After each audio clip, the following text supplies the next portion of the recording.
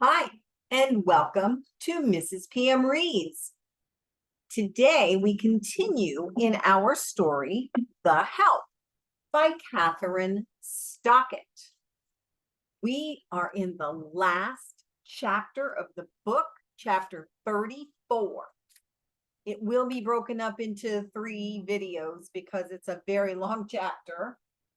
It is from Aibileen's perspective. And in chapter 33, we discovered that Skeeter's probably going to accept a job in New York City, which kind of leaves the maids or the help to fend for themselves, whatever the consequences of the story may be. So let's see. Oh, yes. And Hilly, of course, threatened all sorts of terrible things to poor Skeeter. That was one of the reasons she's considering moving to New York. All right, chapter 34. Miss Lee Folt's, Aibileen's perspective. Miss Lee Folt's silver service got funny spots on it today. Must be because the humidity is so high. I go around the bridge club table, polishing each piece again, making sure they are all still there. Lil Man, he's started swiping things, spoons and nickels and hairpins. He stick them in his diaper to hide. Sometimes changing diapers can be like opening treasure. The phone rings, so I go in the kitchen and answer it. Got a little bit of news today, Minnie say on the phone. What you hear? Miss Renfro say she know it was Miss Hilly who ate that pie. Minnie cackle, but my heart go 10 times faster. Law, Miss Hilly gonna be here in 5 minutes. She better put that fire out fast. It feel crazy that we rooting for her. It's confusing in my mind. I call one arm Ernest, but then Minnie shuts up. Miss Celia must have walked in. All right, she gone. I call one arm Ernest, and she say Miss Hilly been screaming in the phone all day. And Miss Clara, she know about Fanny Amos. She fire her?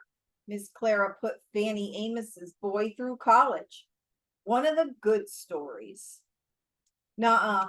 Just sat there with her mouth open and the book in her hand. Thank the Lord. Call me if you hear more, I say. Don't worry about Miss Lee Folt answering. Tell her it's about my sick sister. And Lord, don't you go getting me for that lie. Last thing I need is a sister getting sick. A few minutes after we hang up, the doorbell rings, and I pretend I don't even hear. I'm so nervous to see Miss Hilly's face after what she said to Miss Skeeter. I can't believe I put in that L-shaped crack. I go out to my bathroom and just sit, thinking about what's gonna happen if I have to leave May Mobley. Lord, I pray, if I have to leave her, give her somebody good. Don't leave her with just Miss Taylor telling her black is dirty and her grandmama pinching the thank yous out of her and cold Miss Leafold. The doorbell in the house ring again, but I stay put. I'm on do it tomorrow, I say to myself, just in case. I'm gonna tell May Mobley goodbye.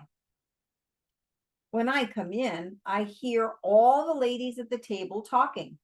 Miss Hilly's voice is loud. I hold my ear to the kitchen door, dreading going out there. Is not Jackson. This book is garbage, is what it is. I'll bet the whole thing was made up by some Negra. I hear a chair scrape, and I know Miss Leafold's about to come hunting for me. I can't put it off no more.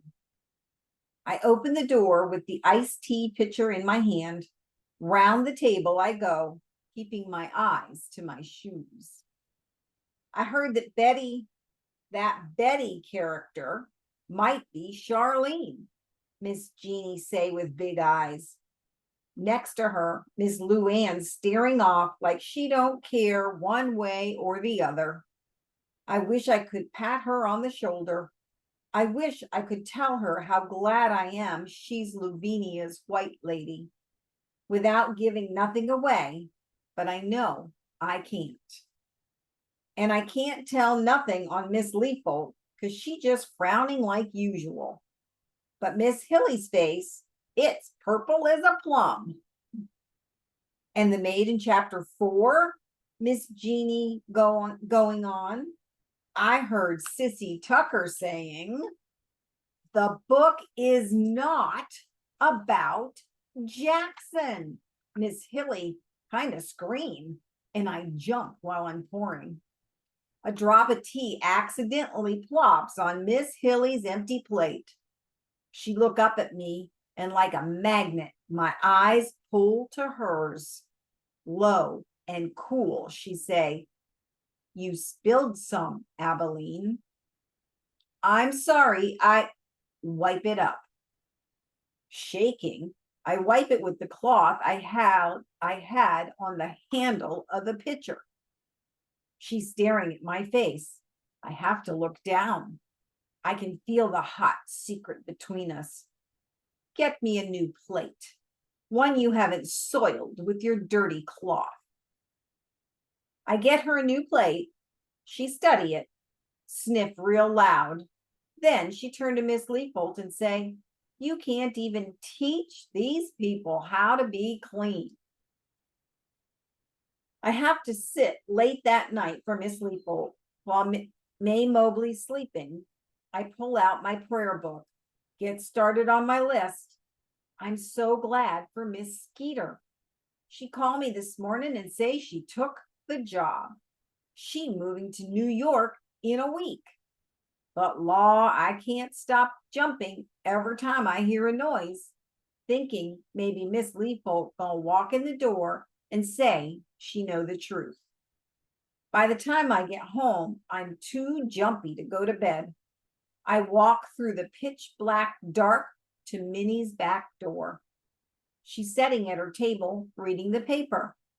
This is the only part of her day when she ain't running around to clean something or feed something or make somebody do right. The house be so quiet, I figure something wrong. Where, everybody? She shrugged. Gone to bed or gone to work. I pull out a chair and sit down. I just want to know what's gonna happen, I say. I know I ought to be thankful it ain't all blowed up in my face yet, but this waiting's driving me crazy. It's gonna happen soon enough, Minnie say, like we talking about the kind of coffee we drink. Minnie, how can you be so calm? She looks at me, puts her hand on her tummy that's popped out in the last 2 weeks. You know Miss Chotard, who Willie May weighed on? She asked. She asked Willie May yesterday if she treats her bad, as that awful lady in the book. Minnie kind of snort. Willie May tell her she got some room to grow, but she ain't too bad. She really asked her that? Then Willie May tell her what all the other white ladies done to her, the good and the bad, and that white lady listened to her. Willie May say she been there 37 years, and it's the first time they ever sat at the same table together. Besides Lavinia, this is the first good thing we heard. I try to enjoy it, but I snap back to now. What about Miss Hilly? What about what Miss Skeeter say? Minnie, ain't you a least bit nervous? Minnie put her newspaper down. Look, Aibileen, I ain't gonna lie. I'm scared Leroy gonna kill me if he find out. I'm scared Miss Hilly gonna set my house on fire. But she shake her head. I can't explain it. I got this feeling that maybe things is happening just how they should. Really? Minnie kind of laughed. Lord, I'm starting to sound like you, ain't I? Must be getting old. I poke her with my foot, but I try to understand where Minnie's coming from. We done something brave and good here, and Minnie, maybe she don't want to be deprived of any of the things that go along with being brave and good, even the bad. But I can't pick up on the calm she feeling. Minnie looks back down at her paper, but after a little while, I can tell she ain't reading, just staring at the words, thinking about something else. Somebody's car door slammed next door and she jumped. And I can see it then, the worry she's trying to hide. But why, I wonder? Why is she hiding that from me? The more I look, the more I start to understand what's going on here, what Minnie's done. I don't know why I'm just now getting this. Minnie made us put the pie story in to protect us, not to protect herself, but to protect me and the other maids. She knew it would only make it worse for herself with Hilly, but she did it anyway for everybody else. She don't want anybody to see how scared she is. I reach over and squeeze her hand. You a beautiful person, Minnie. She roll her eyes and stick her tongue out like I handed her a plate of dog biscuits. I knew you was getting senile. I knew you was getting senile, she say. We both chuckle. It's late and we so tired. But she get up and refill her coffee and fix me a cup of tea, and I drink it slow. We talk late into the night. The next day, Saturday, we all in the house, the whole Leafold family plus me.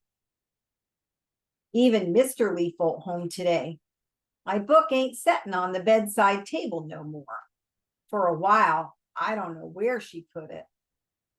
Then I see Miss Leafold's pocketbook on the sofa, and she got it tucked inside. Means she's carried it with her somewhere. I peek over and see the bookmarks gone. I want to look her in the eyes and see what she knows, but Miss Leafold stay in the kitchen most of the day, trying to make a cake. Won't let me in there to help. Say it's not like one of my cakes. It's a fancy recipe she got out the Gourmet magazine. She hosted a lunch tomorrow for her church, and the dining room stacked up with party serving stuff. She done borrowed 3 chafing dishes from Miss Luann and 8 settings of Miss Hilly's silver, because there's 14 people coming, and God forbid any of them church folk got to use a regular old metal fork. Little man be in May Mobley's bedroom playing with her, and Mr. Leafold pacing round the house. Time to time, he stop in front of baby girl's bedroom, then go on to pace again. Probably thinks he should be playing with his kids, with it being Saturday, but I reckon he don't know how. So that don't leave a lot of places for me to go. It's only 2 o'clock, but I already done cleaned the house down to the nubs, polished the bathrooms, washed the clothes.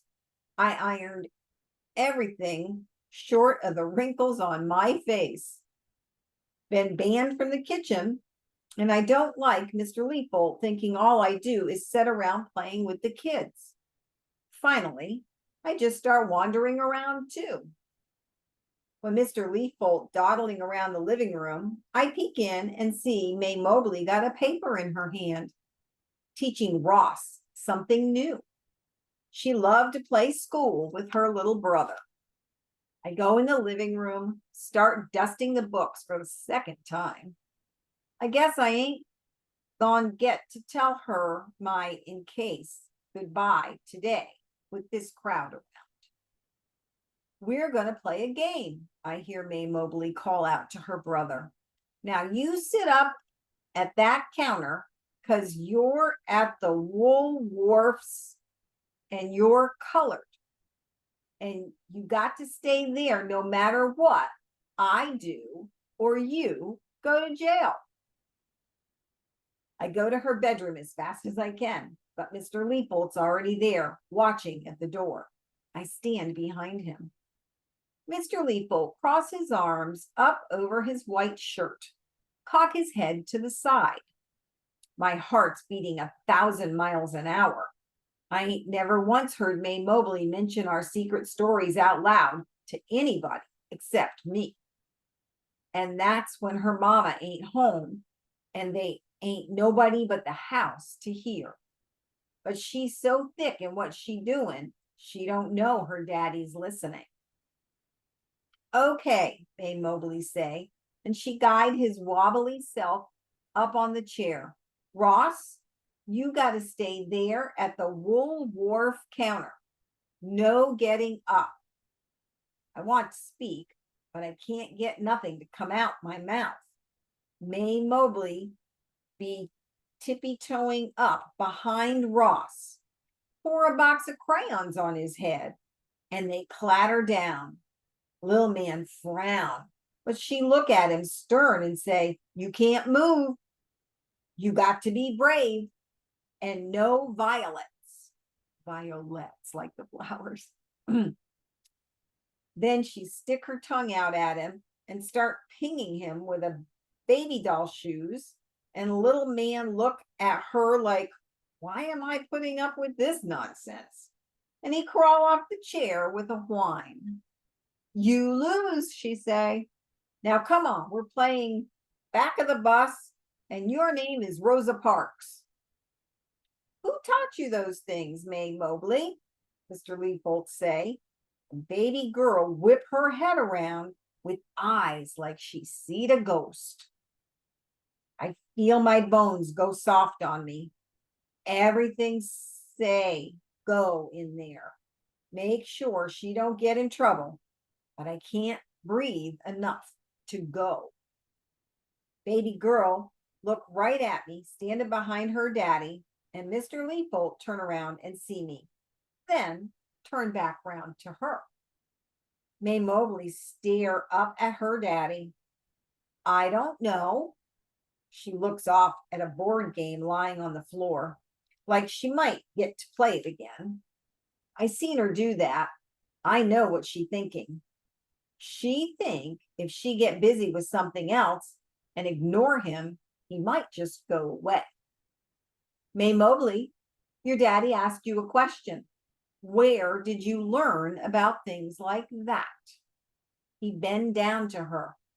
I can't see his face, but I know he's smiling because May Mobley all shy like. All baby girl loves her daddy. And then she say loud and clear, Miss Taylor did.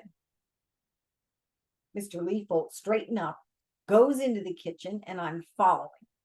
He turns Miss Leapold around by the shoulders and say, tomorrow, you go down to that school and put May Mobley in a different class.